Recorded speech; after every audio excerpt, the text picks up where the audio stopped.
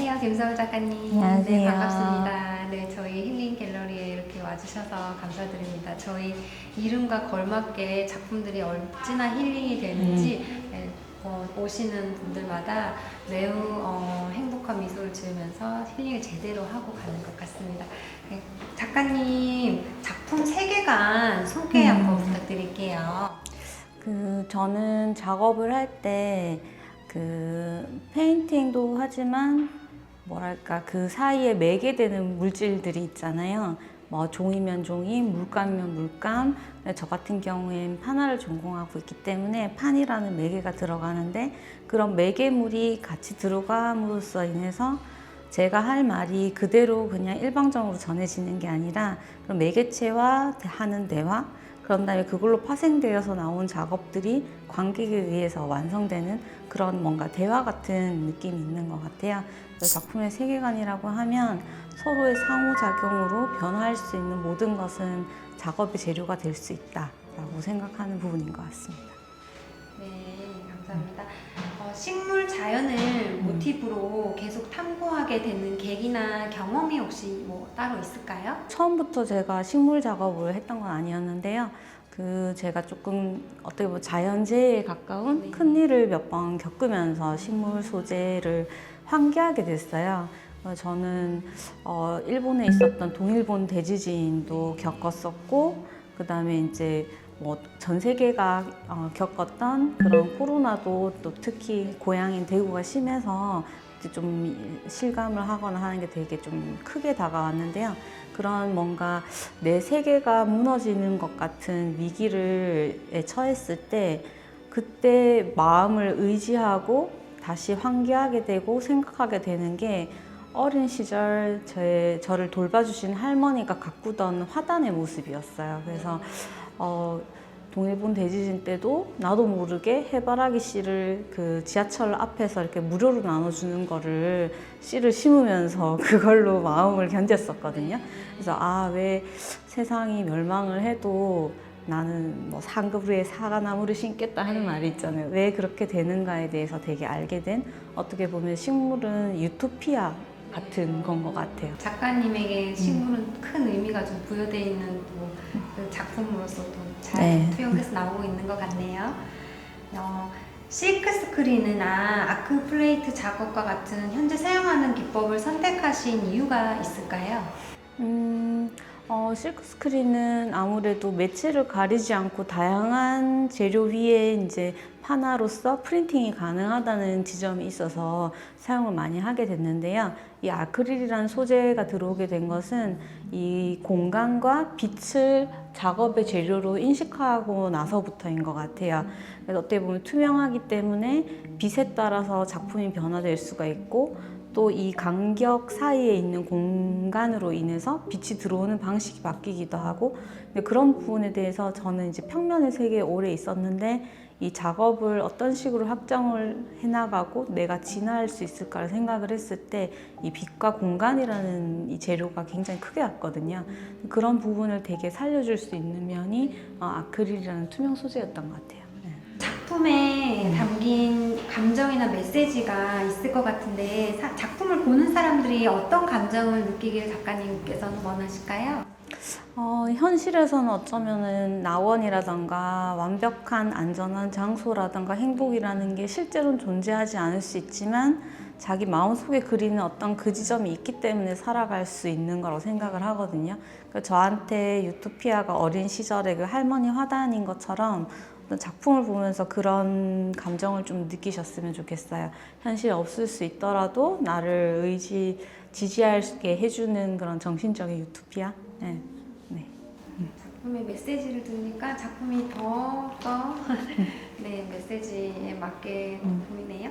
저희 힐링 갤러리 이번 전시에 출품된 대표작들 제작 과정과 비하인드 스토리가 궁금해요. 여기 앞에 있는 블랙벨벳 알로카시아 같은 경우에는 다른 작품들은 제가 직접 길렀거나 아니면 지인들한테 선물을 받았거나 아니면 지인들이 이렇게 화분을 키우다가 나눠서 이제 분양해 주기도 하거든요.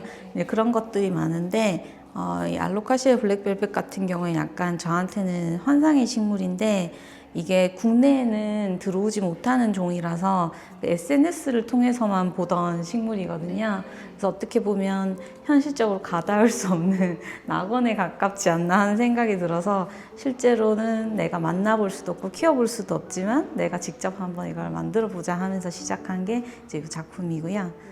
네, 다른 작품들은 다 조금 그런 개인적인 작은 서사들이 누구한테 받았던 거, 내가 키웠던 거, 그다음 엄마한테서 좀 이렇게 분양해서 받은 거, 뭐 이런 것들이 같이 섞여 있습니다.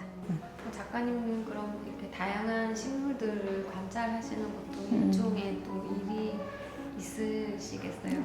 아, 근데 뭐 엄청 제가 막 식물을 잘 키우고 잘 돌보고 그러지는 않는데 그럼에도 불구하고 식물의 가장 아름다운 순간을 조금 머릿속에 포착하는 거는 이제 자꾸 하다 보니 좀 많이 남아있는 것 같아요. 그거에도 의지하게도 되고. 네, 그래서 뭐. 보시는 눈이 확실히 남다르신 것 같아요. 네. 순간을 또 굳이 집에 가지고 오지 않아도 포착해서 네. 이렇게 작품으로 표출하시는 게 너무 멋지십니다. 작품을 하면서 좀 어려웠던 점이나 뭐 가장 즐거웠던 순간 아니면 또 뭐 창작 과정에서 힘들었던 점이나 뭐 이런 경험담이 있을까요? 모든 작품의 제작 과정이 다 그렇긴 한데요.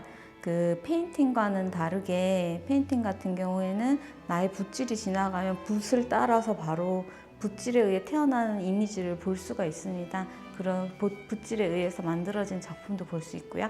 근데 저 같은 경우에 이제 파나라는 간접 매체를 사용하고 있기 때문에 내가 직접 작업을 하고 만지고 있는 것은 판인데 그것이 완성되어서 이미지가 옮겨가는 건 제3의 물체이다 보니까 언제까지나 제 상상 속의 이미지를 예측하면서 막연히 이렇게 될 것이라는 생각으로 하고 있거든요. 그렇기 때문에 그런 결과를 정확하게 볼 수 없는 상황에서 작업 내내 견뎌야 하는 것, 그것이 가장 좀 힘든 부분이기도 하고요. 그렇기 때문에 작품이 완성되었을 때 이런 입체 작품 같은 경우에는 이제 조립이 끝나서 전체의 레이어가 다 같이 제 위치에 맞물렸을 때 저도 처음으로 제 작품을 보게 되는데 그 완성된 작품을 보는 순간이 또 앞에 고통스러웠던 만큼 굉장히 좀 희열로 다가오는 것 같습니다. 아크릴이라는 특정 소재를 선택해서 하시는데 어려운 점이 많으시지만 작품을 이렇게 멋지게 완성작으로 이렇게 이끌어내서 전시하시는 게 정말 대단하다고 생각합니다. 감사합니다. 앞으로 또 이렇게 뭐 새로운 작품을 도전하고 싶다든지 아니면 지금과 같은 뭐 전시 방향, 뭐 새로운 기법이나 콜라보 같은 뭐 이런 거나 아니면 뭐 대형 작품이 있다든지 이런 미래의 작품 계획이 있으실까요? 올해 조금 제가 이때까지 작업해본 것 중에 제일 큰 작업을 해볼 전시 기회가 있어서 이제 기업은행 로비를 이제 그 7m 정도 되는 층고를 공간 자체를 작품으로 채우는 작업을 처음 해봤어요. 그래서 그걸 하면서 내가 안에 갖고 있는 그런 심상의 세계를 진짜 원하는 만큼 크게 또 펼쳐봤고요.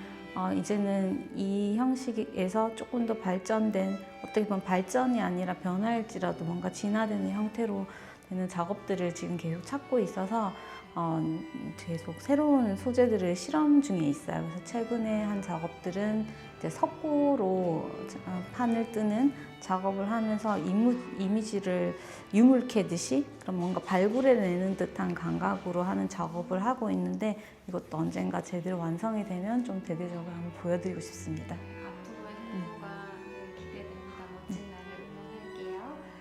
대중들한테 마지막으로 좀 전하고 싶은 작가님의 메시지가 있다면 좀 전달 말씀해 주세요.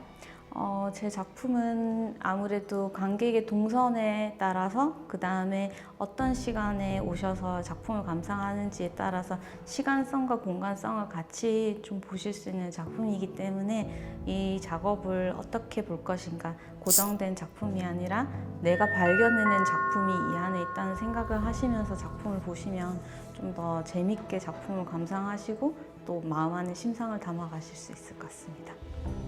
김선우 작가님 26년에도 대박 나세요. 감사합니다.